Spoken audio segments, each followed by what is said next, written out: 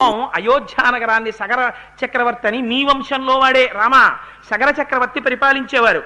ఆయనకి కేశిని సుమతి అని ఇద్దరు భార్యలు. పెద్ద భార్య పేరు కేశిని, చిన్న భార్య పేరు సుమతి. ఆ సుమతి గరుత్మంతుని యొక్క సోదరి. ఇద్దరు భార్యలతోటి చాలా సంతోషంగా పరిపాలన చేస్తూ ఆనందంగా ఉన్నాడు. కొంతకాలం అయిపోయిన తర్వాత సగర చక్రవర్తి తనకు బిడ్డలు లేరని ఇద్దరు భార్యల్ని తీసుకుని హిమాలయ పర్వతాల్లో ఉండేటటువంటి భృగుశ్రవణాన్ని చేరుకున్నాడు. చేరుకుని అక్కడ 100 సంవత్సరములు తపస్సు చేశాడు. తపస్సు చేస్తే అది భృగుశ్రవణం. అందుకని భృగు మహర్షి ప్రసన్నులయ్యారు. ప్రసన్నులై ఆ మహర్షిని పిలిచి ఒక వరం ఇచ్చారు. నాయనా సగరా, 100 సంవత్సరములు తపస్సు చేశావు కాబట్టి నీకు ఒక వరం ఇస్తున్నాను. నీకు ఇద్దరు భార్యలు ఉన్నారు కదా, ఒక భార్యకి వంశకరుడైన కుమారుడు కలుగుతాడు. వంశాన్ని నిలబెట్టేటటువంటి గొప్ప ఉదాత్తమైన చరిత్ర కలిగిన కొడుకు పుడతాడు. ఒక భార్యకి 60,000 మంది కొడుకులు పుడతారు. వాళ్ళు మహోత్సాహవంతులు.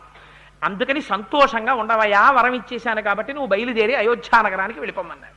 ఇద్దరు భార్యల్ని పిలిచి చెప్పాడు. ఒక భార్యకి వంశకరుడైన కొడుకు పుడతాట, ఒక భార్యకి 60,000 మంది కొడుకులు మహోత్సాహవంతులు పుడతారట. ఇంకా పెట్టి సర్దేయండి, వెళ్ళిపోదాం అన్నాడు. అంటే వాళ్ళు అన్నారు, ఇది కనుక్కొచ్చారు కానీ ఎవరికెవరో అడిగారా అన్నారు. అడిగితే ఫోన్లేవే, ఎవరికెవరైనా నాకు మీకే కదా బిడ్డలు అన్నారంటే వాళ్ళు అన్నారు, మేము అలా తట్టుకోలేమండి ఆ సస్పెన్సు, ఎవరికెవరో అడగండి అన్నారు. అంటే ఎవరికెవరో అడగడం ఎందుకు, మీరే వెళ్ళి మీకేం కావాలో అడగండి మహర్షిని, ఆయన వరప్రదాత, అడగండి అన్నారంటే వాళ్ళు భృగు మహర్షి దగ్గరికి వచ్చారు. భృగు మహర్షి అన్నారు నవ్వి, పోని మీరే అడగండమ్మా, మీలో ఎవరికి వంశకరుడైన కొడుకు కావాలి, ఎవరికి పరమోత్సాహవంతులైన 60,000 మంది బిడ్డలు కావాలి, అడగండి అన్నారు. మునేస్తు వచనం శ్రుత్వా కేశిని రఘునందన పుత్రం వంశకరం రామ జగ్రాహం నృపసన్నిధౌ. ఆ కేశిని అనేటటువంటి పెద్ద భార్య అంది, మహానుభావ నాకు వంశకరుడైనటువంటి ఒక్క కుమారుడు కావాలయ్యా అంది. రెండో భార్య అంది, అమ్మో 60,000 అడిగేస్తుందేమో అనుకున్నాను, నా అదృష్టం, నాకు 60,000 మంది కావాలనుకున్నాను, వంశకరుడు ఒకటి కావాలని పెద్ద భార్య అంది. షష్ఠి పుత్ర సహస్రాణి సుపర్ణ భగినిస్తథా మహోత్సాహం కీర్తిమతో జగ్రాహ సుమతిశ్రుతాన్. మహానుభావ నాకు 60,000 మంది మహోత్సాహవంతులైనటువంటి పిల్లలు కావాలని రెండో భార్య అడిగింది. తథాస్తు అన్నారు మహర్షి. బయలుదేరి వెళ్ళిపోయారు అయోధ్య నగరానికి. కొంతకాలం అయింది. పెద్ద భార్యకి కుమారుడు జన్మించాడు. ఆయనకి అసమంజసుడు అని పేరు పెట్టారు. రెండవ భార్యకి ఒక సొరకాయ ఒకటి పుట్టింది. ఆ సొరకాయ బయటికి రాగానే బద్దలైంది. అది పిండ స్వరూపంతో బయటికి వచ్చి పగిలింది. అందులోంచి 60,000 మంది చిన్ని వాళ్ళు, ఏదో మనకి ఏ సినిమాల్లోనో చూస్తున్నట్టు ఈగలంతంత పిల్లలు, 60,000 మంది పిల్లలు వచ్చారు. అయ్యయ్యో వీళ్ళేమిటి మరి ఇంత చిన్న వాళ్ళగా ఉన్నారని చెప్పి ఎవడు కాలేసి తొక్కేస్తాడో, మన పిల్లల్ని మనమే చూసుకోం, ఇదెక్కడ కూడా వచ్చి పడిందిరా అని చెప్పి 60,000 మంది పిల్లల్ని కూడా దాదులకు ఇచ్చారు. వాళ్ళు ఏం చేశారంటే నీతి కుండల్లో పెట్టారు. ఈ పిల్లల్ని పెట్టి 60,000 మంది పిల్లల్ని నీతి కుండల్లో పెంచారు. పెంచితే వాళ్ళు యవ్వనవంతులయ్యారు. 60,000 మందికి పేర్లు పెట్టడం ఎందుకు వచ్చిన గొడవ, రేపు రామాయణం చెప్పేవాడికి ఇదే సరిపోతుంది. 42 రోజులు అనుకున్నారో ఏమిటో పాపం మహర్షి. సగర చక్రవర్తి కొడుకులు కదయా సగరులు అంటాం, 60,000 మంది సగరులు అన్నారు. చాలా సంతోషం మహాప్రభు, మమ్మల్ని గట్టెక్కించేశారని 60,000 మంది సగరులు సుమతి బిడ్డలు, కేశిని బిడ్డడు అసమంజసుడు. పెద్ద భార్య పెద్ద కొడుకు కాబట్టి సంతోషంగా ఉన్నాడు సగర చక్రవర్తి. కానీ ఆ అసమంజసుడుకు అలవాటు ఉండేది. ఆయన ఏం చేసేవాడు, సాయంకాలం అయ్యేటప్పటికి ఊళ్ళో ఉన్న పిల్లలందరినీ పిలిచి, ఒరే రండిరా ఆడుకుందాం, సరయూ నది ఒడ్డుకి వెళ్ళేవాడు. రాజుగారి కొడుకు పిలిస్తే ఎవరు రారు, యువరాజుగారితో సరదాగా ఆడుకోవడం అంటే సరదాయే కదా, హోంవర్క్ వచ్చి చేసుకుంది కానీ నాన్న వెళ్ళి ఆడుకో అని తల్లులు పంపించేసేవారు. వాడి పిల్లలందరినీ తీసుకెళ్లి సరయూ నది ఒడ్డుకి వెళ్ళి ఈ పిల్లలందరినీ ఎత్తి ఈదుకుంటూ బయటికి రావడానికి వీలు లేనంత లోతైన చోటికి సరయూ నదిలోకి బిడ్డల్ని రోజు 2-3 విసిరేసేవాడు. ఆ బిడ్డలు అరిచి కేకలు పెట్టి ఆ నదిలో మునిగి మరణించేవారు. రాజుగారికి తెలిస్తే బాధపడతారని చాలా కాలం ఓర్పు పట్టారు ప్రజలు. వీడు రోజు ఆటలని పిల్లల్ని తీసుకెళ్లడం, ఆ పిల్లల్ని నదిలోకి విసిరేస్తుండడం. తర్వాత గొప్ప యోగి అయ్యాడంటో. అయితే ఇది తెలిసిపోయింది సగర చక్రవర్తికి. ఏవం పాప సమాచార సజ్జన ప్రతిపాదక పౌరాణామహితోయుక్తో పుత్రో నిర్వాసిత పురాత్ అన్నారు వాల్మీకి మహర్షి. వాడు కొడుకే కావచ్చు, పెద్ద కొడుకే కావచ్చు, పెద్ద భార్య పెద్ద కొడుకే కావచ్చు, అయినా వాడు పాపముతో కూడినటువంటి ప్రవర్తనతో ఉన్నాడు. నేను పరిపాలిస్తున్నటువంటి ప్రజలకి ఇబ్బంది కల్పించాడు. అందుకని వాడి ఈ రాజ్యంలో ఉండడానికి వీల్లేదు, వాడిని రాజ్య బహిష్కారం విధిస్తున్నాను పొమ్మన్నారు. ఇది అయోధ్యని పరిపాలించినటువంటి ధర్మాత్ములైన ప్రభువులంటే. పంపించేస్తే ఆ అసమంజసుడికో కొడుకున్నాడు, వాడి పేరు అంశుమంతుడు. ఆ అంశుమంతుణ్ణి మనవణ్ణి తెచ్చి సగర చక్రవర్తి దగ్గర పెట్టుకున్నారు. 60,000 మంది రెండో భార్య కొడుకులు ఉన్నారు. సంతోషంగా కాలం గడుస్తోంది. ఇంతమంది ఉన్నారు కదా, అశ్వమేధయాగం చేద్దామని మహానుభావుడు సగర చక్రవర్తి అశ్వమేధయాగం మొదలుపెట్టారు. అశ్వమేధయాగం మొదలుపెట్టి గుర్రాన్ని విడిచిపెట్టారు. విడిచిపెడితే ఆ అశ్వమేధయాగంలో విడిచిపెట్టబడినటువంటి గుర్రం పెడుతుంటే ఇంద్రుడు చూశాడు. చూసి ఈ గుర్రాన్ని అపహరించాలనుకున్నాడు. అపహరించాలనుకుని రాక్షసీంతనుమాస్తాయా యజ్ఞీయాశ్వం అపాహరత్, రాక్షసుడి యొక్క శరీరాన్ని పొందాడు. ఎందుకని? సగర చక్రవర్తితో మాట అన్నారు, ఇక్కడ ఇంత గొప్ప బ్రాహ్మణులు ఉన్నారు, సుస్వరంగా వేదమంత్రాలు చెప్తున్నారు, అందుకని ఇక్కడికి రాక్షసులు రాలేర్రా అన్నారు. ఇంద్రుడు రాక్షస శరీరాన్ని పొందాడు. పొంది అపహరించాడు యజ్ఞాశ్వాన్ని. అపహరిస్తే పాపం వెనకాతల వెడుతున్నటువంటి వాళ్ళు వెనక్కి వచ్చేశారు. అంశుమంతుడు వెడుతున్నాడు ఆ గుర్రానికి కాపలాగా, అంటే పెద్ద కొడుకు యొక్క కొడుకు మనవడు. వెనక్కి వచ్చి, తాతగారు గుర్రాన్ని ఎత్తుకుపోయారండి ఎవరో అన్నాడు. అంటే ఆయన అన్నాడు, ఆ యజ్ఞం చేయిస్తున్న వాళ్ళు అన్నారు, యజ్ఞాశ్వం కానీ అపహరింపబడితే యజ్ఞంలోంచి ప్రతికూల ఫలితాలు వస్తాయి, దారుణమైన ఫలితాలు వస్తాయి, అందుకని గుర్రం తిరిగి రావాలి, అందుకని నువ్వేం చేస్తావో మాకు తెలియదు, నువ్వు అలా దీక్షలో ఉండి ఆ గుర్రం వెనక్కి వచ్చేటట్టు చూడన్నారు. అంటే ఆయన అన్నాడు, 60,000 మంది కొడుకుల్ని పిలిచాడు. ఒరే మీరు సగరులు ఉన్నారు కదా, యోజనాయామ విస్తారమేకైకో ధరణీతలం బిబిధు పురుష వ్యాఘ్ర వజ్రస్పర్శ సమైర్నఖైహి అన్నాడు. భూమి 60,000 యోజనాలు ఉంది, మీ అందరూ తలకో యోజనం పంచేసుకోండి, పంచేసుకుని గోళ్లతో పెకలించేయండి, గోతులు పెట్టేయండి, ఎక్కడో అక్కడ ఎవడో ఒకడు దాచి ఉంటాడు, భూమి తప్ప ఎక్కడ దాస్తాడు, అందుకని 60,000 యోజనాలు వెతికేయండి, ఎక్కడైనా అడుగున కానీ గోతుల్లో కానీ దాచాడేమో భూమిని తవ్వేయండి అన్నాడు. వాళ్ళకి వజ్రాలు లాంటి గోళ్ళు ఉన్నాయి, వాళ్ళు భూమికి గోతులు పెట్టి వెతికేశారు. వెతికేస్తే భూమి అంతా గోతులు పడిపోతోంది, అడ్డొచ్చిన ప్రాణులు అన్నీ చచ్చిపోతున్నాయి. వాళ్ళు పాతాళం వరకు తవ్వేస్తున్నారు. తవ్వేస్తుంటే ఇది ఇన్ని ప్రాణులు చచ్చిపోతున్నాయని దేవతలందరూ ఆశ్చర్యపోయారు. ఆశ్చర్యపోయి అందరూ కలిసి మళ్ళీ చతుర్ముఖ బ్రహ్మగారి దగ్గరికి వెళ్ళారు. చెప్పాను కదా, ఆయన కన్సల్టెంట్ ఫిజిషియన్ పాపం, ఆయన దగ్గరికి మళ్ళీ వెళ్ళారు. వెళ్ళి భగవన్ పృథివీ సర్వా ఖన్యతే సకలాత్మజై బహవశ్చ మహాత్మానో హన్యంతే తలవాసిన. ఈ సగరులు భూమిని తవ్వేస్తుంటే ప్రాణులన్నీ చచ్చిపోతున్నాయి, వాళ్ళు ఉగ్రరూపాలతో తవ్వుతున్నారు, ఏం చెయ్యమంటారని అడిగారు. అడిగితే బ్రహ్మగారు అన్నారు, ఒరే మీరేం బెంగబెట్టుకోకండి, ఈ భూమి అంతా ఎవరిది? శ్రీ మహావిష్ణువుది, ఆయన రక్షించుకోవలసినటువంటి వాడు, స్థితికారుడు కనుక. ఇప్పుడు శ్రీ మహావిష్ణువు ఈ భూమండలం మీదే ఉన్నారు. ఎక్కడున్నారో తెలుసా? కాపిలం రూపమాస్తాయ ధారయత్యని సంధరాం తస్య కోపాగ్నినా దగ్ధా భవిష్యంతి నృపాత్మజాహ. వాళ్ళకి పుట్టుకతోటే అల్పాయుర్దాయం, వాళ్ళు ఎక్కువ కాలం బతకరు, వాళ్ళు వెళ్ళిపోతారు. కపిల మహర్షి ఉన్నారు, పాతాళ లోకంలో ఉండి తపస్సు చేసుకుంటున్నారు ఆయన. అందుకని వీళ్ళు తవ్వుతూ కపిలుడి దగ్గరికి వెడతారు. ఆ కపిలుడు వీళ్ళని చంపేస్తాడు. మీరేం బెంగ పెట్టుకోకండిరా, వెళ్ళండి. ఆ తవ్వుతూ వాళ్ళు పోతారు, ఇంకెంతో కాలం ఉండరు, మీరు వెళ్ళండి అన్నారు. అనేటప్పటికీ దేవతలందరూ బయలుదేరి వెనక్కి వెళ్ళిపోయారు. వీళ్ళు పాపం తవ్వేశారు, ఎక్కడా కనపడలేదు. కనపడకపోతే వెనక్కి వచ్చేశారు.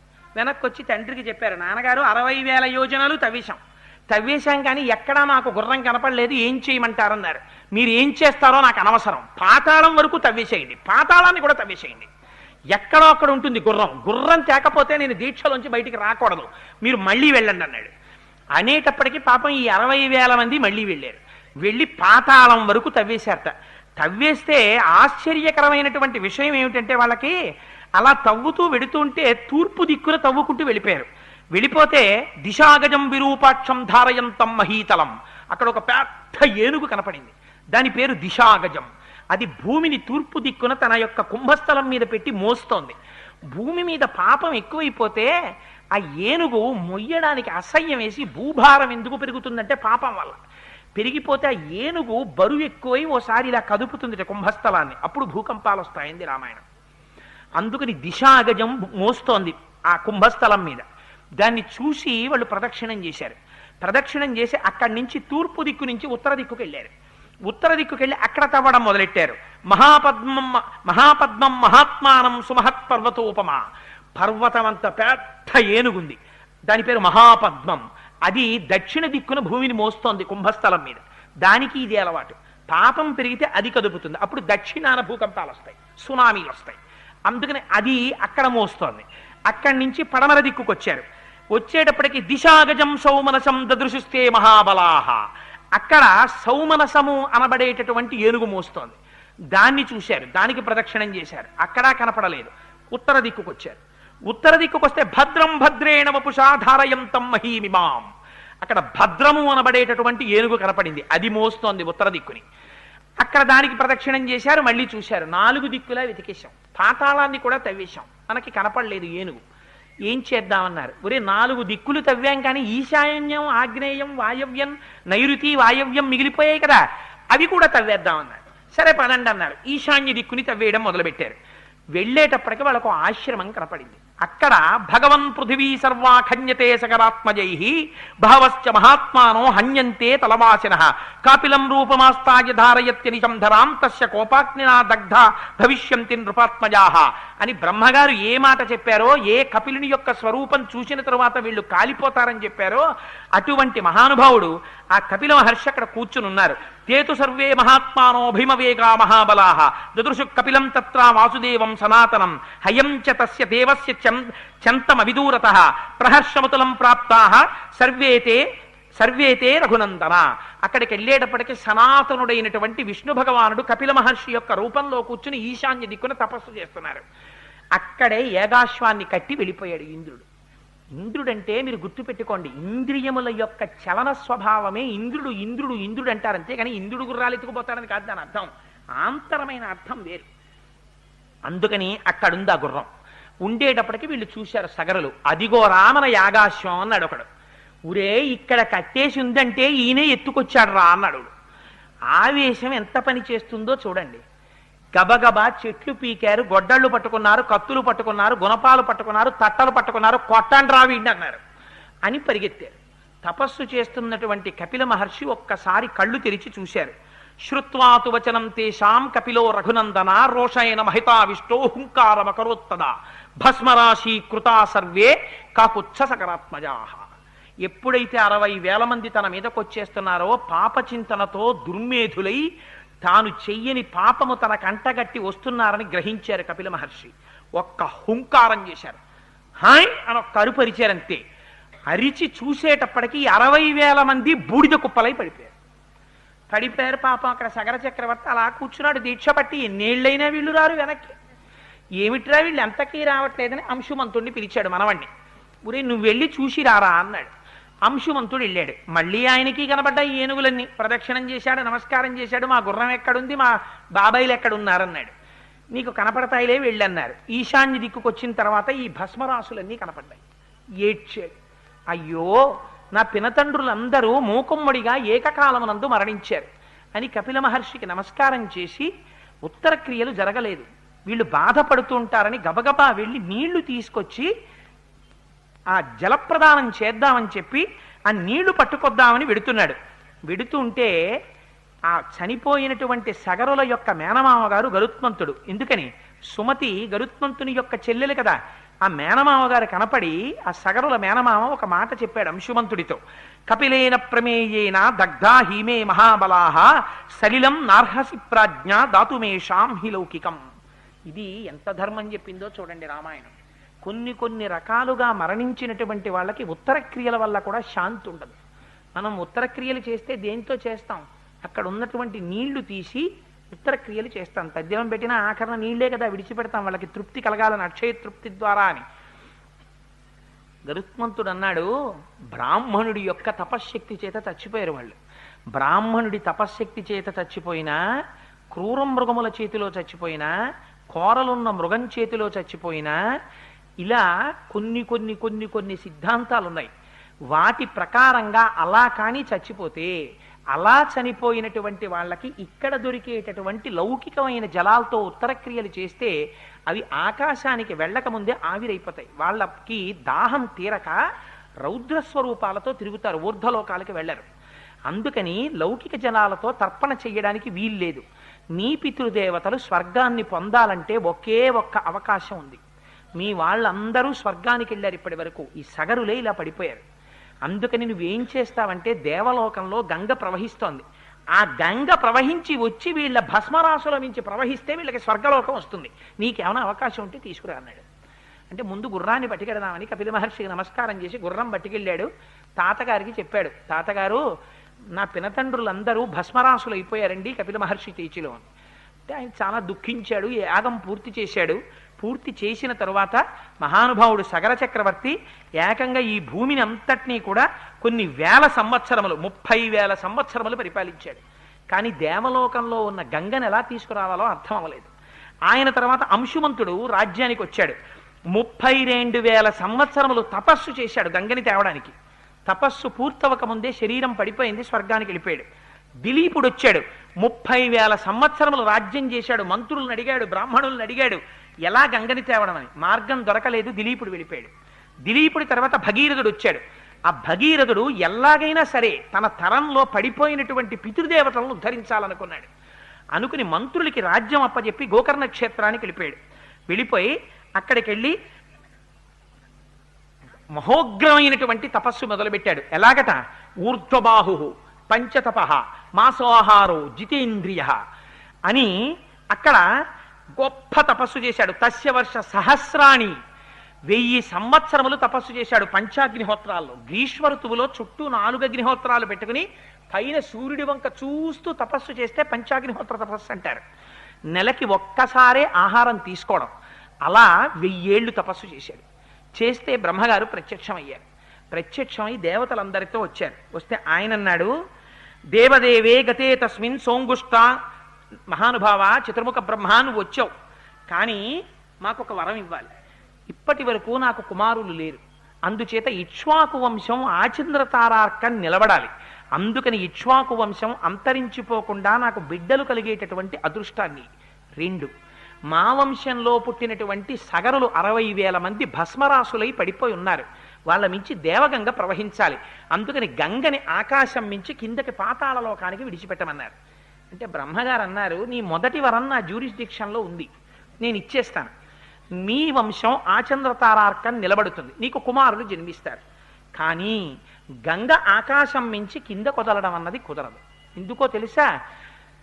గంగాయా పతనం రాజన్ పృథివీన సహిష్యతి. అలా ఒకవేళ గంగ కాని పైనుంచి కింద పడిందా దాన్ని ఎవ్వరూ పట్టుకోలేరు. అందుకని దాన్ని పట్టగలిగినటువంటి వాడు ఒక్కడున్నాడు ప్రపంచంలో. ఎవడైనా పట్టగలిగిన వాడు గంగాయా పతనం రాజన్ పృథివీన సహిష్యతి. కేవలం శూలి, త్రిశూలం పట్టుకున్నవాడున్నాడే శంకరుడు, ఆయన ఒక్కడే పట్టగలడు. అందుకని నీకేమైనా ఓపిక ఉంటే మళ్ళీ వెళ్ళి శివుడి గురించి తపస్సు చెయ్యి, ఆయన ఒప్పుకుంటే ఆయన్ని పట్టమనన్నాడు, అప్పుడు వదులుతా ఉన్నాడు. అంటే పాపం మళ్ళీ అక్కడి నుంచి బయలుదేరి శంకరుడి గురించి తపస్సు చేయడానికని వెళ్ళి, దేవదేవే గతే తస్మిన్ సోంగుష్టాగ్రపీడితాం కృత్వాం వసుమతీం రామా సంవత్సరముపాసత.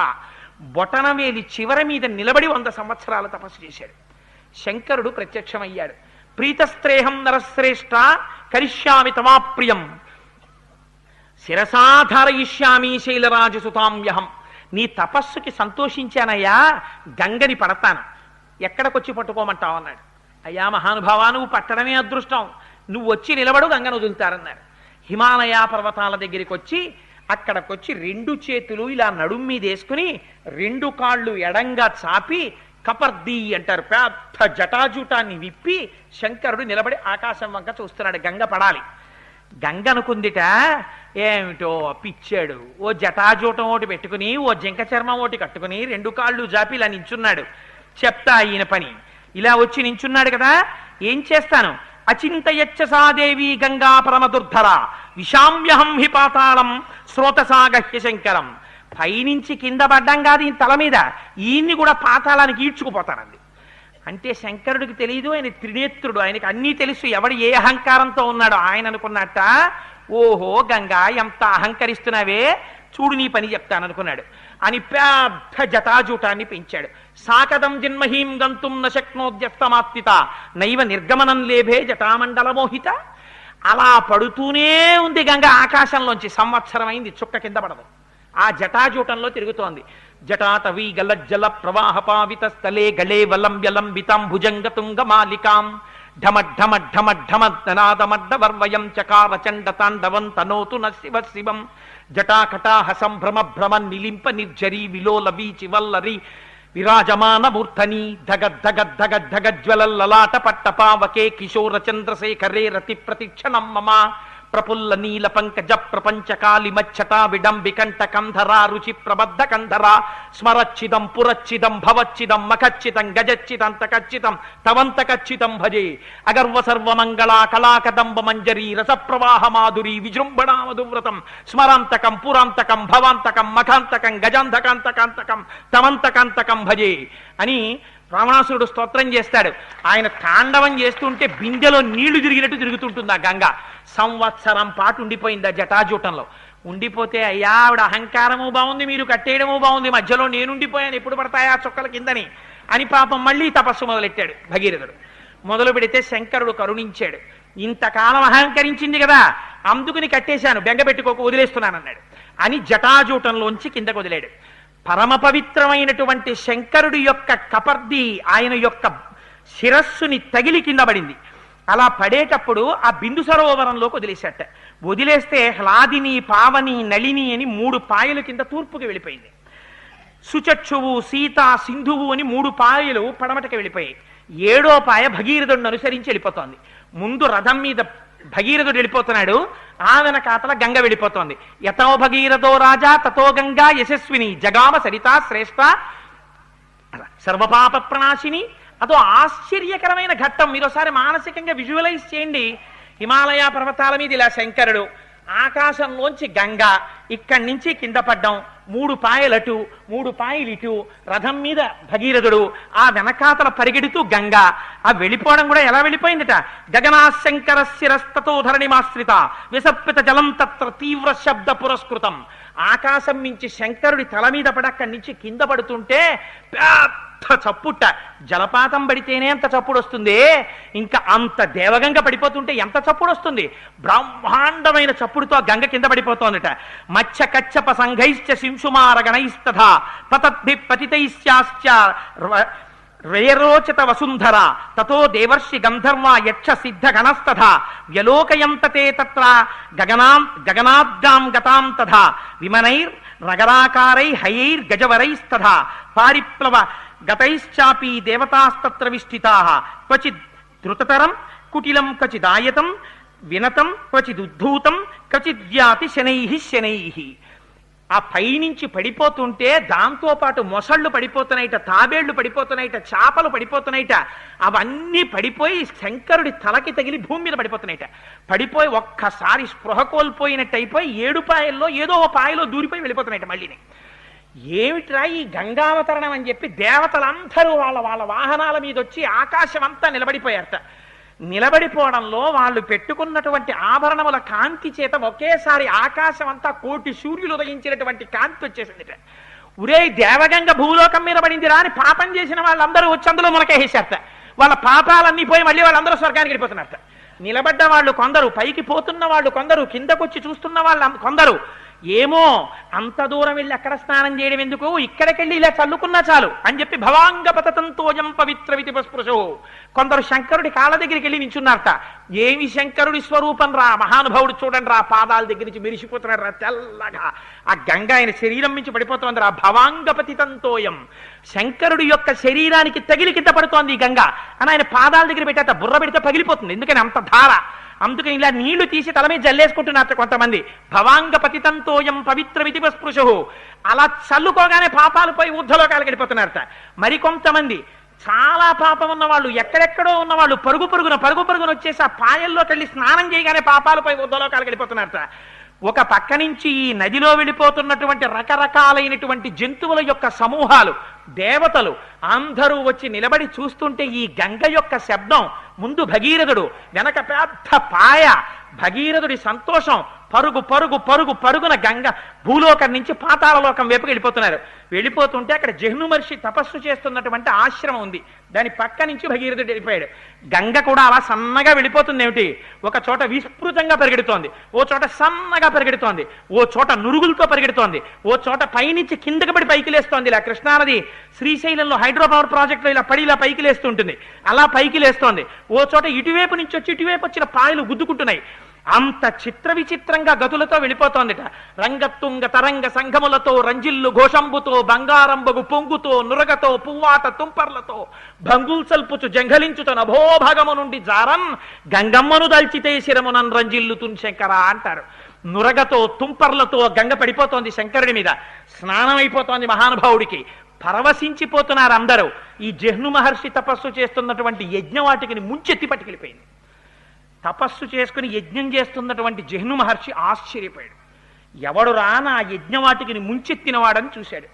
గంగ వచ్చేస్తోంది. కోపం వచ్చి ఒక్కసారి గంగనంతటిని తీసి ఔపోసలు పట్టేశాడు. ఒక్కసారి ఇలా చూస్తుండగా మంచి సినిమా కరెంటు పోయినట్టు అన్నీ అయిపోయింది. గంగ భగీరథుడు ఏది వెనకాల ఇంత చప్పుడని చూశాడు. ఏముంది, ఏం లేదు, అంతా ఎడారి. అయ్య బాబోయ్ అని మళ్ళీ పరిగెత్తుకొచ్చాడు. ఏమైంది మహాప్రభో అన్నాడు. తాగేశారు జహ్ను మహర్షి అన్నాడు. ఇంకెక్కడ గంగ అన్నారు. అనేటప్పటికి మళ్ళీ ఆయన కాళ్ళ మీద పడిపోయాడు. పడిపోవడం ఏంటి, దేవుడు ఇలా ఎలా తాగేశాడని దేవత అందరూ మళ్ళీ చూడండి. ఇక్కడెక్కడ మనం ఏదో చూస్తుంటాం, అక్కడెక్కడ సినిమా యాక్టర్ వచ్చాడని అనుకోండి, అక్కడ పరిగెడతాం.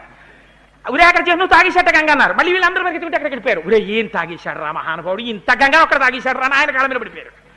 పడిపోయి అక్కడ పూజలు మొదలెట్టారు. జహ్నువా నువ్వు రా నాయనా గొప్పవాడి అని. పాపం ఆ భగీరథుడు వెళ్ళి, మహాప్రభో ఆయనేమో జటాజూటంలో కట్టేశాడు, ఏడా తర్వాత వదిలేడు. నువ్వేమో మళ్ళీ నువ్వు తాగేశావు. నన్ను అనుగ్రహించవయ్యా బాబు, మా పితరులు బూడిద కుప్పలై కింద పడి ఉన్నారు అంటే పాపం జహ్నువు సంతోషించాడు. తస్మాత్ జహ్ను సుతా గంగా జాహ్నవి పృతిచే శుభ. మళ్ళీ అయితే విడిచిపెట్టేస్తున్నాను తన చెవుల్లోంచి బయటకు వదిలేశాడు. అందుకే ఇప్పుడైతే పూజల్లో ఆవలింతలు వస్తే ఒకసారి కుడి చెవి మీద చెయ్యేస్తారు. గంగ ఇక్కడ ఉంటుంది కాబట్టి స్నానం చేసిన ఫలితమని. అంటే అస్తమానం ఆవలించి చెయ్యేసుకోమని కాదు. ప్రమాదం వస్తే, ప్రమాదకరంగా ఆవలింత వస్తే ధ్యానం చేసేటప్పుడు ధ్యానంలాగే ఉండాలని ఇష్ట ఉత్సాహంగా ఉండాలి. అందుకని ఆ చెవుల్లోంచి విడిచిపెట్టేశాడు. జహ్నువు యొక్క చెవుల్లోంచి బయటికి వచ్చింది కాబట్టి జాహ్నవి అని పేరెట్టుకుంది. ఇప్పుడు ఎన్ని పేర్లు ఇప్పటికీ? జాహ్నవి అని పేరెట్టుకుని మళ్ళీ ముందుకెళ్ళింది. ఆ ముందు భగీరథుడు ఎడుతున్నాడు, మళ్ళీ వెళ్ళింది పాతాళ లోకానికి వెళ్ళిపోయింది. వెళ్ళిపోయి ఒక్కసారి ఆ బూడిద కుప్పల నుంచి ఒక్కసారి ఒక్క ఉదుటున ప్రవహించింది. గంగ తగలగానే ఇంత పాపం చేసినటువంటి వాళ్ళు కూడా గభాలన స్వర్గంలోకి వెళ్ళిపోయారు. వెళ్ళిపోగానే చతుర్ముఖ బ్రహ్మగారు వచ్చాడు. ఉరే నాయనా, నువ్వు సాధించిన విజయం సామాన్యమైన విజయం కాదు, పరమాద్భుతమైనటువంటి విజయం. ఎక్కడ దేవగంగ, ఎక్కడ పాతాళం. అందుకని అక్కడుంటే మందాకిని అని పిలుస్తారు. భూమి మీద ఉన్నప్పుడు భాగీరథి అని పిలుస్తారు. భగీరథుడు తీసుకొచ్చాడు కాబట్టి భూమి మీదకి భాగీరథి అని పేరు. అసలు నిజంగా కాశీ విడితే అమ్మా వెంకయ్యమ్మ గారు ఆ సైకతం మీద కూర్చుని గంగావతరణం చెప్పుకోవాలి. అందుకని అదిగో ఆ మహానుభావుడు భూమి మీద ప్రవహించింది కాబట్టి ఆయన పేరు మీద భాగీరథి అయింది. అక్కడి నుంచి పాతాళ లోకానికి వెళ్ళిపోయింది కాబట్టి భోగవతి అయింది. 3 లోకాల్లో ప్రవహించింది కాబట్టి 3 పేర్లతో ఉంది కాబట్టి రామాదిరికి త్రిపదగా అని పేరు వచ్చింది.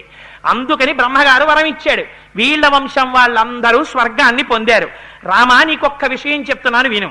ధన్యం యశస్యమాయుష్యం పుత్ర్య స్వర్గమతీవచ యః శ్రావయతి విప్రేషు క్షత్రియేష్వితరేషు చ ప్రీయంతే పితరస్తస్య ప్రీయంతే దైవతాని చ ఇదమాఖ్యానమవ్యగ్రో గంగావతరణం శుభం యః శృణోతి చ కాకుత్స సర్వాన్ కామనవాప్నుయాత్ సర్వే పాపాః ప్రణశ్యంతి ఆయుః కీర్తిశ్చ వర్ధతే. చాతుర్వర్ణముల వాళ్ళు ఎవరైనా సరే రామాయణాంతర్గతమైనటువంటి గంగావతరణాన్ని చెప్పించుకుని వింటే అటువంటి వారికి కొడుకులు కలుగుతారు. ఉన్న కొడుకులు వృద్ధిలోకి వస్తారు. దేవతలందరూ ప్రీతి చెందుతారు. వాళ్ళ యొక్క పితృదేవతలు ఆనందాన్ని పొందుతారు గంగావతరణాన్ని విన్నారని. శంకరుడు ఆనందాన్ని పొందుతాడు. వాళ్ళకి సమస్తమైన కోర్కెలు తీరుతాయి. కొన్ని కోట్ల జన్మల నుంచి శరీరానికి పట్టినటువంటి సర్వే పాపాః ప్రణశ్యంతి, అన్ని పాపములు పోతాయి.